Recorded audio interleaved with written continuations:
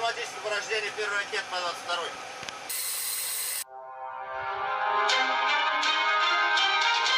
Twongeye kubaha ikaze abanywanyi bacu bakunzi bahembwe kwikena mu mpande zimwe z'isi ikaze muri ano makuru tugiye kubabwira amakuru ariko aravuga ku isi muri kano kanya muri aya makuru yacu rero turababwira amakuru y'intambara iri kwirabuza igihugu cya Ukraine n'igihugu cy'Urusiya ndetse turababwira n'amakuru avugwa mu Burusiya muri aya makuru nyine turababwira amakuru avugwa hagati y'imishyamirano iri hagati y'igihugu cy'Ubushinwa n'igihugu cya Amerika ndetse muri aya makuru turababwira n'amakuru avugwa ku mugabane wa Afurika kaze ni muri ano makuru. Twongeye kubaha ikaze cy'ubusabwira sabone cyangwa subscribe kugira ngo muze murakurikirana amakuru yizewe kandi atohojwe neza aca kuri channel yacu. Amakuru yacu rero nkuko tubabwiye tugiye kuyahera mu gihugu cy'Uburusiya. Mu gihugu cy'Urusiya rero ku munsi w'ejo harabaye igitero cyakozwe ku modokari bivugwa ko iyi modokari yarimo umwana wa Putin yavyaye ku batisimu. Umwana rero akaba hari umutegetsi mfamfe cyane gose wa Perezida Vladimir Putin, aho rero muri kino gitero cabereye neza kw'irembo y'igisagara ca Moscow gatoya mu gisagara ca Moscow, aho rero kino gitero cyahitanye umukobwa w'imyaka 29 yitwa Ariane Duganya, akaba ari umutegetsi yitwa Duganya nyene asanzwe ari inshuti mfamfe ya Perezida Vladimir Putin, ndetse bivuga ko ari we muhanuzi yizeye cyane gose muhanuzi banura Perezida Putin. Ku gitero cyagenze umukobwa yari yafashe imodoka yari abari yagendesha, iboneka ko rero kino gitero cyari cyatse guhitana uyu se wiwe asanzwe ari n'umugenzi mfamfe wa Alexandra Duganya, asanzwe ari umugenzi mfamfe wa Perezida Vladimir Putin. Rero iki gitero kikaba cyahise gihitana umukobwa we nk'uko byamenyeshejwe na televiziyo y'igihugu y'Uburusiya. Igisirikare ndetse n'igipolisi cy'Uburusiya kikaba cyahise gitangura amatohoza kugira ngo bamenye icyatumye abakoze nako kino gitero. Biboneka ko kino gitero ayoba ari imisire canke bombe yatewe n'indege mu bwoko bwa drone, canke kikaba ari ibombe yari yatezwe mu modokari kuko yasambukiye ahantu atari hegereye imihana y'abantu. Bivugwa ko abantu bari begereye muri micungara bo muri sigiturika cyaturitse cyane gose, amaze rero imodokari hita iraka umuriro ukwira hejuru. Umukobwa rero yari ari mu myaka 29 akaba yahise yitaba Imana. Turabandanya n'ano makuru yacu. Tukiri nyene ngaha mu Burusiya, Perezida Vladimir Putin akaba ku munsi w'ejo yarakiriye mugenzi we Perezida w'igihugu ca Kazakhstan Tokayev, aho rero bari baganiriye ku imigenderanire iri hagati y'igihugu ca Kazakhstan n'igihugu cy'Uburusiya, ndetse akaba yaraje gusinya ku masezerano yo gufashanya hagati y'igisirikare ca Kazakhstan na kumuratunga n'igisirikare cy'Uburusiya, ndetse bakaba bagiye igisirikare ca Kazakhstan kikaba kigiye kugirana imyimenyerezo n'abasirikare b'Uburusiya. Mu myimenyerezo twamenyesheje ko igiye gutangura mu kwezi kuza, aho hazoba imyimenyerezo izohuza ibihugu byinshi cyane gose by'ibigenzi by'Uburusiya mwaka wa 2022 nk'uko bivugwa n'ibinyamakuru byo mu Burusiya. Iyi myimenyerezo ya gisirikare ikaba yamitegurwa buri mwaka. Umwaka rero naho nyene ikaba yateguriwe aho zohuza abasirikare b'abagwanira mu kirere ndetse n'abagwanira mu mazi n'abasirikare bandi bazoba bavuye mu bihugu bazokwitabira imyimenyerezo ya gisirikare, ndetse n'ibihugu nk'Ubushinwa bukaba bwaramenyesheje ko abazokwitaba imyimenyerezo ya gisirikare. Turabandanya n'amakuru yacu. Tuvuga rero ngaha mu Burusiya duce dusimbira ngaha kujya muri Ukraine, ariko harabera intambara ihuza igihugu cya Ukraine n'igihugu cy'Uburusiya. Intambara ikaba igeze ku mezi 6 yose. Intambara iri kwiraba muri kino gihugu cya Ukraine ikaba ari intambara yatangujwe n'igihugu cy'Uburusiya mu cyo bise special operation. Rero uko biboneka rero muri kino gihe intambara hazibandanya zibera mu cungararo y'akarere ka Odessa. Akarere ka Odessa kose rukaba agasigaye kagenzurwa n'igisirikare cy'Uburusiya. Rero ariko rero igisirikare cya Ukraine kikaba akiriko kirakora uko gishoboye kose kugira ngo kigaruze ibisaga haryo muri kano karere ka Odessa bisanzwe bigenzurwa n'igihugu cy'Uburusiya. Igisirikare nako ca Ukraine kimaze muri iyi minsi kiza kirakora ibitero, ndetse kigakora n'ibitero no mu ntara ya Crimea isanzwe yoyo igenzurwa n'igihugu cy'Uburusiya kuva kera cyane gose. Rero aho hakozwe muri indwi iheze ibitero bibiri byose byaguye muri kino byakozwe muri ntara ya Crimea, ndetse aho amadepo abiri yose y'ibigwanisho by'Uburusiya bivuga ko yoba yarasambuwe n'amadrone y'igisirikare yakoze ibitero muri kano karere ka Crimea ariko rero hano bino bitero by'amadrone Uburusiya bukaba bwemeza ko atari Ukraine yabikoze ndetse na Ukraine ubwayo ikaba itaremeza ko ari bakoze bino bitero Uburusiya bwomenyesha ko ari ngo imiriro yadutse muri ano madepo ariko rero abarabira hirya no hino ibintu by'intambara avuga ko yoba ari bitero by'amadrone ya Ukraine rero ikaba Uburusiya bwase kwemera ko ari amadrone ya Ukraine yateye ndetse na Ukraine ikaba yarase kwemera kuko Ukraine yabujijwe ko ishobora gutera mu gihe hagenzurwa n'Uburusiya kugira ngo intambara ntikomere cyane gose ntibatume intambara ikomera cyane nubwo biruko rero Perezida Zelensky yagabishije abanya Ukraine na cyane cyane abo bakumugwa mukuru Kyiv yamenyesheje ko muri minsi bakwiye kuza baraguma mu mazu ndetse akaba yamenyesheje ko adashaka ko abantu basubira kuja ahantu hamwe ari benshi ndetse abantu mu mazu y'ubuguriro ko atabantu basubira kuja baraja ari benshi uko ngo Uburusiya buriko burategura ibitero bikomeye cyane gose ndetse ibitero bikaba bitegurwa no gusaga no kumugwa mukuru Kyiv rero akaba hari mu ndwi igihugu cya Ukraine buca agihimbaza iminsi 30 kimaze cikukiye carekuye ku Burusiya igihugu cya Ukraine kizohimbaza muri indwi nyene iminsi imyaka 30 kimaze cikukiye rero intelligence cyanke iperereza rya Ukraine ikaba rimenyesha ko ngo Uburusiya butegura gukora ibitero bikomeye cyane gose muri indwi yo kwikukira mu gihugu cya Ukraine ndetse ngo ibirindiro bikaba bimaze kubakwa mu gihugu cya Belarus bishobora gukora ibitero muri kano karere aho rero Perezida Zelensky yamenyesheje ko agabisha abanyagihugu bose ko baguma mu mazu ndetse aho bishoboka bakaguma mu mazu yo mu kuzimu kugira ngo ntibazohitanwe n'ibitero by'Uburusiya biteze ko bishobora kuba akanya kose muri iyi ndwi ku mugwa mukuru wa Ukraine Kyiv. Tukirinya rero ngaha muri Ukraine n'ubu nyene aho rero ibitero bibandanya ibitero rero by'Uburusiya kandi Uburusiya bwakoze ibitero by'amamisire aho rero Uburusiya bwateye kandi mu karere ka Odessa akarere ka Odessa kari kamaze iminsi kadakorwamo ibitero ndetse rero Uburusiya ariko bikaboneka ko bwasubiye gukora ibitero muri kano karere ka Odessa ni nyuma ya igisirikare ca Ukraine cyariko kiragerageza kwigiza abasirikare bari mu karere ka Kherson akarere ka Kherson rero kakaba kari neza hafi y'ikivuko ca Odessa rero akanakora kakaba kagenzurwa abasirikare b'Uburusiya rero ku munsi w'ejo abasirikare muri barateye amamisire muri kino karere ka Odessa neza amamisire akaba yaguye mu gisagara citwa Bakhmut aho rero kino gisagara abanyagihugu bacu bavuze ko ari ubwa mbere amamisire y'Uburusiya yaguye muri kino gisagara ca Bakhmut aho rero ndetse muri kano karere nyene umunyamabanga mukuru wa ONU Antonio Guterres yaramaze iminsi 2 yonyene aho yagendeye kino kivuko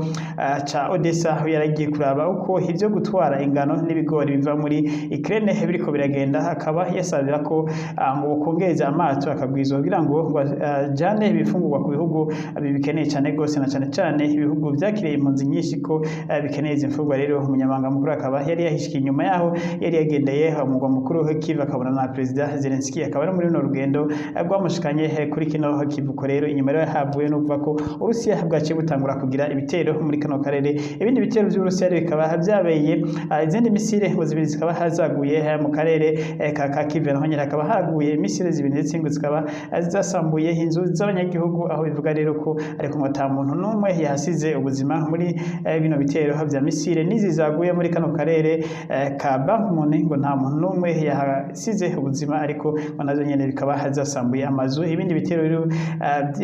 byahuza ingabo za Ukraine n'ingabo z'Urusiya bikaba biriko birabera mu cungararo ya kigega ca nuclear power plant ca Zaporizhzhia aho nekero ko muri kano gace imigwano ikomeye nubwo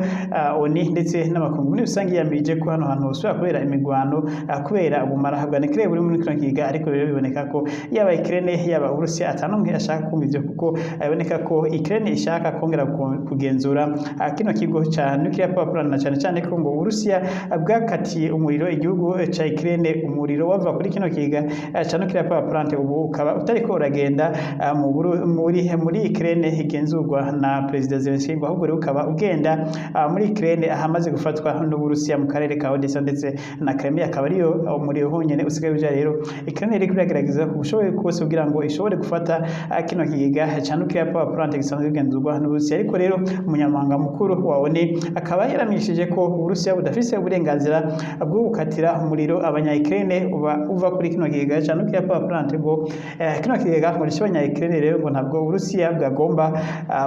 bufise uburenganzira bwo gukata umuriro ugenda muri Ukraine bukareka ugenda mu bisagara Uburusiya busanzwe bugenzura rero aho yasavye ko Uburusiya bworeka uno muriro ukagenda ukabandanya ugenda Kiev umugwa mukuru wa Ukraine ndetse kugira abanyagihugu bawukoreshe na cyane mu gihe cimbeho ikomeye cyane gose igiye gutera mu bihugu bya Burayi rero ngo bishobora ari byago bikomeye hamwe Uburusiya bwo kwanka kurekura uno muriro usanzwe ari namwe cyane gose uva muri kino kiga cha Zaporizhia nuclear power plant. Turabandanya nano makuru yacu. Tuvuye muri Ukraine rero dusimbire mu bihugu vya Buraya. Ibihugu vya Buraya rero byatewe n'ibyago birugajwe n'ibyago bikomeye cyane gose kubera ihindagurika ry'ibihe aho rero imiriro idasanzwe ariko iraboneka mu bihugu vya Buraya. Ibihugu byinshi cyane gose muri kino gihe biri mu bushuhe bukomeye cyane gose kubera imiriro iri kwiraduka aho twavuga nko France twavuga ndetse n'Ubwongereza ndetse n'igihugu nka Australia ndetse na Canada aho biboneka rero ko imiriro yaduka iguma hari nyinshi cyane gose mu kanya baguma bumva ahandi hadutse umuriro ibiro bikaba biva ku bihindagurika ry'igihe. Ikindi naco rero muri bino bihugu vya Buraya n'ubu rero baracafise ikibazo c'ibitoro ndetse n'ikibazo ca gaze na cyane aho Uburusiya rero busanuko bwahagaritse guha ibihugu bimwe gaze ndetse n'ibitoro biva muri kino gihugu c'Uburusiya. Rero n'ubu ikibazo kirakomeye cyane gose mu bihugu vya Buraya amahera y'ibihugu vya Buraya rikorata agaciro ku rugero rukomeye ndetse ivyo bita inflation canke iduga ry'ibiciro ribandanya riduga ku rugero rukomeye cyane gose aho rero abanyagihugu b'Uburayi muri kino gihe bariko barabaho mu buzima bukomeye cyane gose bugoye uretse ko bureka gushikira ubwo bwa buzima twama tuvuga bwo muri Afrika ariko rero n'ubu nabo mu Burayi ubuzima babaye muri kino gihe n'ubuzima bugoye cyane gose ndetse ibifungurwa bimwe bikaba byaratanguye kubura ku masoko ndetse ibindi navyo bikaba biboneka bizimvye cyane rero ndetse fagitire y'umuriro nayo akaba yaraduze cyane gose ibitaro bikaba byaraduze ndetse n'abaronka gaze na cyane nayo bayironka ari nkeya cyane gose nayo ikaba yaraduze ku rugero nini rero abanyagihugu b'ibihugu byinshi cyane gose byo mu Burayi baridogera amareta yabo naho amareta amwe nka leta y'Ubujerumani yiko iragerageza gukora uko ishoboye kose kugira ngo igabanye consommation y'ibitoro ndetse na gaze yakoresha ariko rero ntibibuza ko n'ubu abanyagihugu bariko bariha amahera menshi cyane gose bidogera no mareta yabo ko ataco ariko arakora kugira ngo abagabanirize umuzigo wabanye muremure w'amafagitire y'amatara ndetse n'amafagitire y'ibitoro biguma biduga ku munsi kubera kuboneka kwabyo ari bike cyane kubera Uburusiya bwabimye amagazi yabo n'ibitoro ndetse n'ingendo zigatuma zizimba cyane gose ingendo z'indege n'ukwiyunguruza muri rusange bikaba bizimbye muri kino gihe mu bihugu byinshi bya Buraya. Turabandanya n'amakuru yacu. Tuve ngaho rero hano bundi tugaruke ku nkuru ihuza Amerika n'igihugu c'Uburusiya. Igihugu c'Uburusiya rero mu masezerano bari baragiranye n'igihugu c'Amerika yo kuza buri mwaka baragenzura ibigwanisho y'Amerika ibigwanisho ikora Urusiya bukabigenzura ndetse n'Uburusiya nabwo Amerika ikagenzura ibigwanisho bukora. Urusiya rero bwarase guha abahinga ba Amerika uruhusha rwo kuza kugenzura ibigwanisho Urusiya bwakoze muri no mwaka rero ibikaba ari ukurenga ku masezerano bari basanzwe bafitaniye n'igihugu c'Amerika. Amasezerano cyane ari mu kugenzura ibigo binini cyane gose bikora ibigwanisho cyane ibigo bifise ubushobozi bwo gukora ibigwanisho by'umara kuraba ko batarenza urugero rwo gukora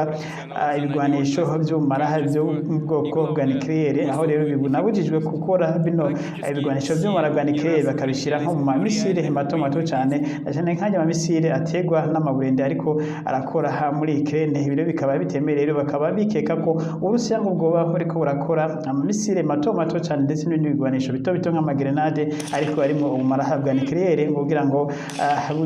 bizoyakoreshe mu gihugu ca Ukraine. Ibi rero ariko Uburusiya bukaba bihakana. Uburusiya nayo nabwo nyene kandi bukaba abahinga bubamenyesha ko bwanse ko ngo abahinga b'Abanyamerika baza mu Burusiya kugenzura bino bigwanisho nano mahinguro nako hibigwanisho mu kubera ngo Uburusiya nako ngo kubera ngo Amerika yashiriyeho ibihano abahinga b'Abarusiya nabo bagomba kugenzura ibigo vya Amerika bikorerwa mu bigwanisho kugira ngo barabe na Amerika ko atabigwanisho by'umara yoba iri kurakora muri kino gihe bibujijwe n'ivyo bari bumvikanye n'urugero bari bumvikanye ko na Amerika. Rero ibi bika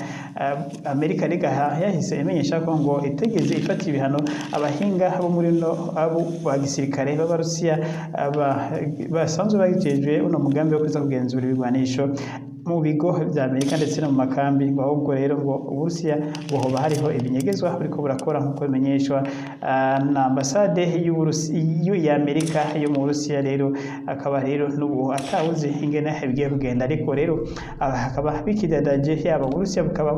Uburusiya ntiburemera neza ko bano bahinga abanyamerika bagenda ndetse n'Uburusiya kandi bunemera akurungika abahinga babwo muri Amerika kuza kugenzura ibigwanisho by'abanyamerika tubitse ko aya masezerano aha uburenganzira abo ku mpande zose kugenzura ibyo ariko arakora abahinga b'Abarusiya bagenda muri Amerika bakagenzura ibigwanisho byose abanyamerika bariko badevelopa ndetse rero abanyamerika nabo bakahabwa uburenganzira ngo nyene bakaza bakagenzura ibigo byose bya gisirikare by'Uburusiya rero bikora ibigwanisho ndetse n'ibiswemo ibigwanisho ibi rero biboneka ko uyu mwaka Uburusiya busa nuko bwazanze rero ibya Amerika ariko iravuga ko ari guca ari kurenga amasezerano bari basanzwe barumvikanye hagati ya bino bihugu bibiri byose turabandanya n'ano makuru yacu tukiri nyene rero hakuri Amerika rero yongeye kurungika abandi ba diplomate bakomeye cyane bo ku rwego hejuru ndetse umugwi ukaba warurongowe na buramatari wo mu ntara ya California aho rero abandi ba diplomate bashika batanu bagendeye igihugu ca Taiwan ibiro bikaba byongereje n'ubundi imishamirano ikomeye cyane gose hagati y'igihugu ca Amerika n'igihugu c'Ubushinwa biboneka rero ko igihugu c'Ubushinwa n'igihugu ca Amerika naco muri kino gihe bibanye nabi cyane gose ndetse rero igihugu c'Ubushinwa kikaba carongereje ibikorwa vya gisirikare mu karere kose kazungurutse igihugu ca Taiwan aho biboneka rero ko Ubushinwa bushobora no gutera igihugu ca Taiwan kubera ico bita ko Amerika iri kwirivanga mu mitegekere canke mu kubaho kw'igihugu c'Ubushinwa ndetse avuga rero ngo bariko baravyora ico bita One China One Principle itegeko riha uburenganzira ko Ubushinwa kuba aribwo bugenzura ibibera muri kariya karere kose ka Pacifique ka Asia Pacifique aho rero biboneka ko muri kino gihe rero Ubushinwa buticaye na gatoya abuguma bugerageza kwereka Amerika ko buri maso ndetse amato ya gisirikare y'igihugu c'Ubushinwa aguma azunguruka mu kiyaga ca Taiwan ndetse akaba yarenze no ku murongo ntarengwa yarinjiye mu butaka bwa Taiwan aho rero bisa nuko igihugu c'Ubushinwa cateye igihugu ca Taiwan ariko rero abanya Taiwan bakaba baravyamije ariko bakaba nabo basa naho babona ko ataco bikora ko ariko barindiriye ko igihugu c'Ubushinwa corasa ariko rero bakaba bavuze ko biteguye kwirinda mu gihe igihugu c'Ubushinwa cotera igihugu ca Taiwan turabandanya n'ano makuru yacu tuve rero ku mugabane w'Uburayi ndetse na Amerika tugaruke ku mugabane wa Afrika ku mugabane wa Afrika rero muri iyi ndwi ku munsi wa gatatu haritezwe urugendo rwa perezida w'Ubufaransa Emmanuel Macron azogira mu gihugu ca Algeria igihugu ca Algeria tubutse ko ari igihugu naco nyene cakoroneje igihugu c'Abarabu naco nyene cakoronejwe n'Abafaransa mu myaka yahera rero ubu bikaboneka ko Emmanuel Macron ariko aragendera ibihugu byose Ubufaransa bwakoroneje kugira ngo bakomeze imigenderanire cyane ko ibihugu vya West Africa biriko biragerageza kwikura ku France rero Macron ariko biboneka ko ariko azunguruka bino bihugu byose bibutse ko Macron yagize urugendo mu gihugu ca Cameroon ndetse agira urugendo no mu gihugu ca Benin no mu gihugu ca Guinea ibihugu byose rero bikaba ico Macron kimujanye ari gushaka gukomeza ibigendanire na bino bihugu imigenderanire n'igihugu c'Ubufaransa bino bihugu byose bakoranije aho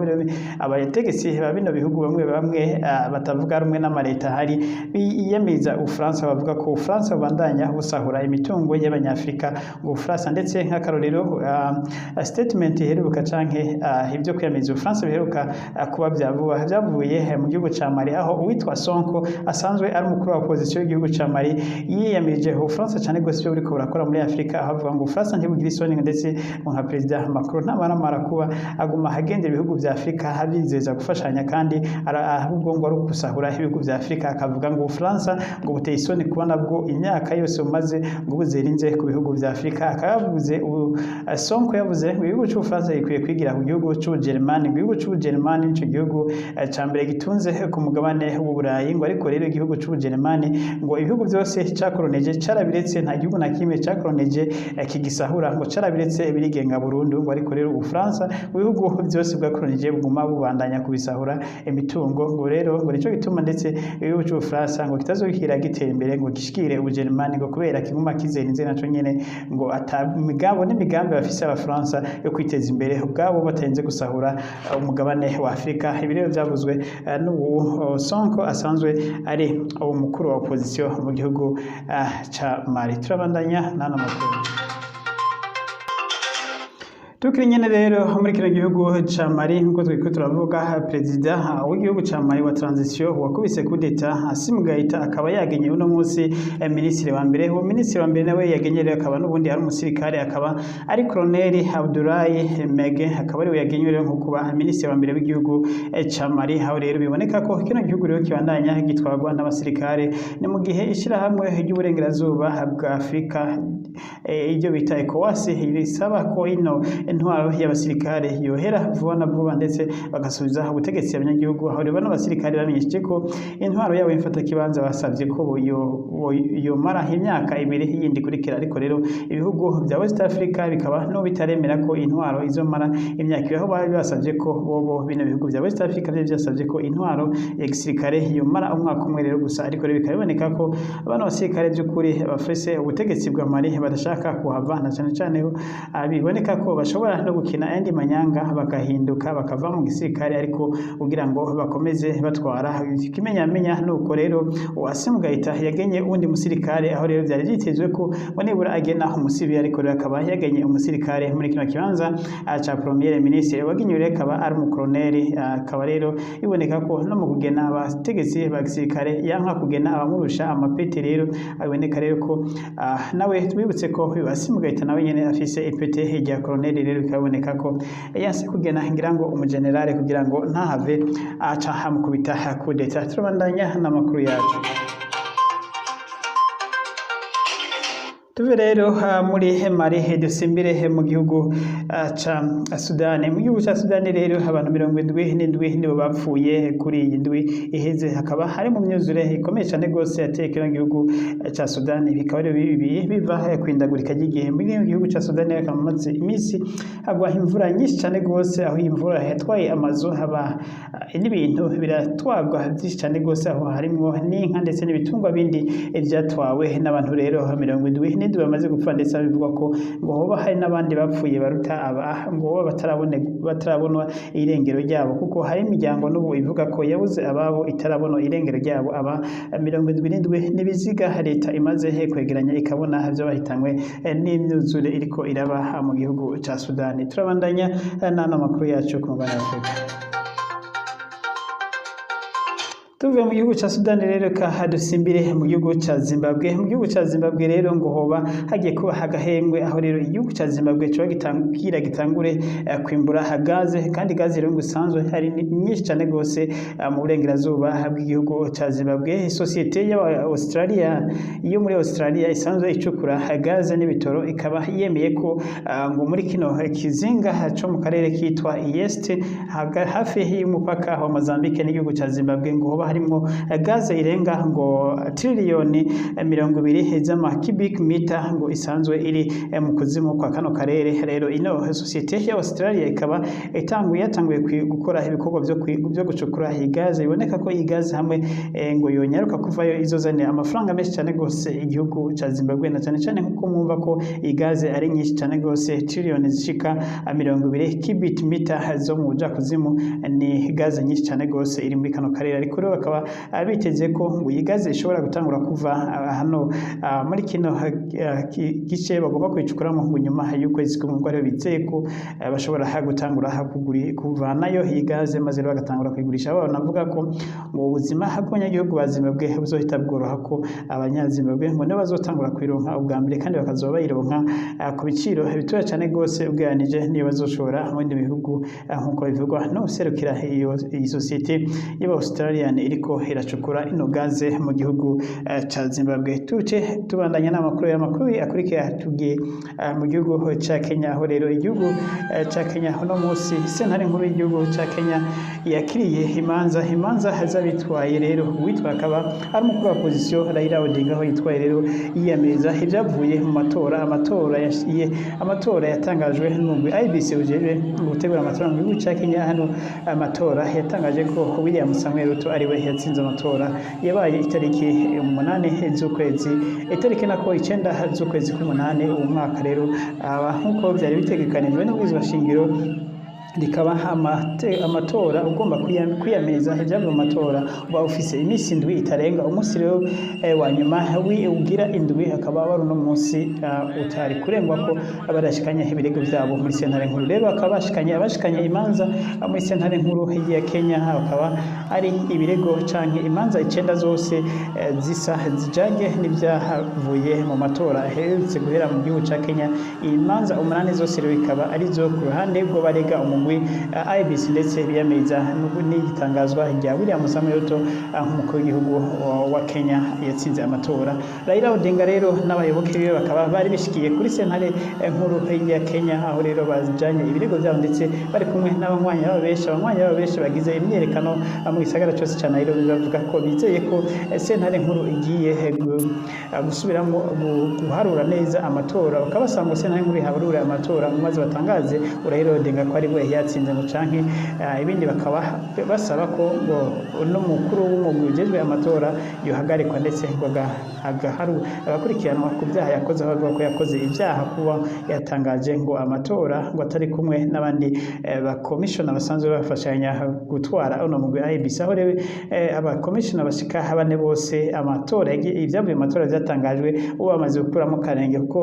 bavuze ko batemera ibyo umukuru w'amatora wa Furache Bugatti ariko aratangaza ngo rero ngo byarimo utunenge twinshi cyane gose bakaba bahise bivanamo rero ibiro bakaba byavuzwe rero bagiye kwitwara Azimio Umoja bamenyesheje ko ngo rero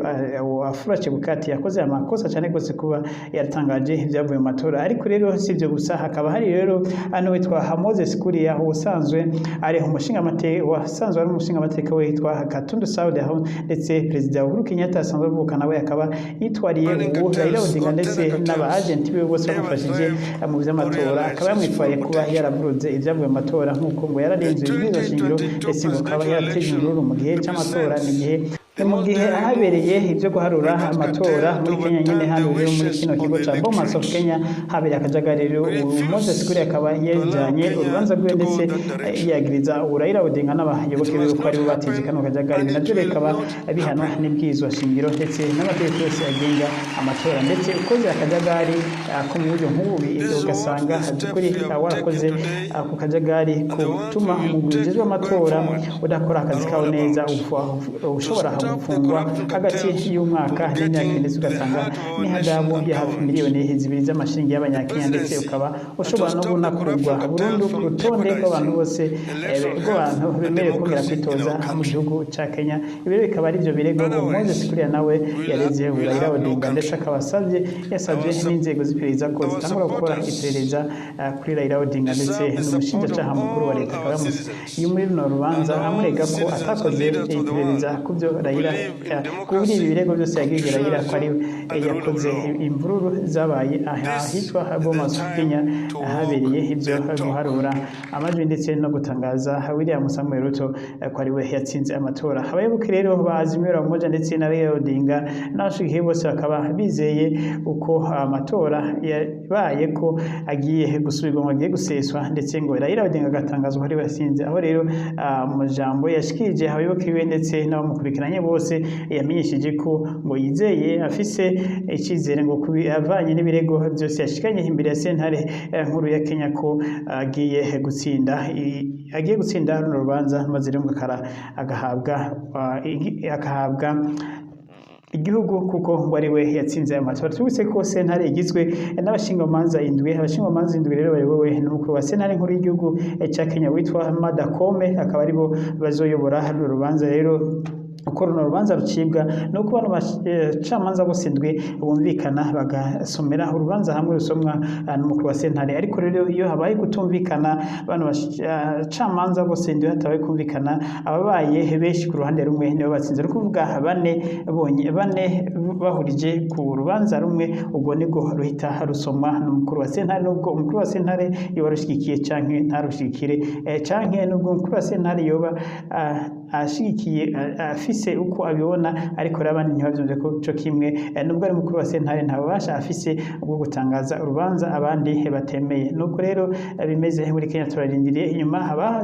abayituye sentare rero bakaba bafise imisi ne bahabwa yo kuba bashikirije ibirego abaregwa muri aya madosiye yose rero niko bimeze abaregwa rero nabo bakaba hari akaba ari Kenya Kwanza iyobowe na William Samuel Ruto ndetse n'umugwi utegura amatora IEBC bakaza bahabwa amakopi y'ibirego baregwa maze bakavyiga ko rero mu misi ine iheze bakaca bitaba rero sentare ya Kenya sentare nayo ikaba ifise imisi indwi yonyene yo guca runo rubanza kuko ari urubanza rw'ikibiriraho rw'ivyavuye mu matora kugira ngo nkuko ibwirizwa shingiro ribitegekanya kugira ngo perezida arahire canke hamwe amatora asubirwamo amatora asubirwamo baca bategura ayandi mezi atatu yose rero amatora agahita asubirwamo niko bisanzwe biri mu itegeko rigenga amatora ryo mu gihugu ca Kenya na rero duce turangiriza amakuru yacu mwakoze rero mwese bagakurikiranye tukaba tuzoshishikara kubakurikirana uko muri Kenya biriko biragenda ivy'amatora yo muri Kenya n'ubu biboneka ko bikidadanye atawuzi neza ko azukuri William Ruto hazohava agumana ubutegetsi bwiwe yatsindiye nubwo we avuga ko uko byagenda kose ari perezida kandi hazokomeza kuba perezida w'igihugu ca Kenya mwakoze rero bagakurikiranye tubitsogira sabone cyangwa bira subscribe ndetse no gusharinga na like na comment mwakoze mugira muba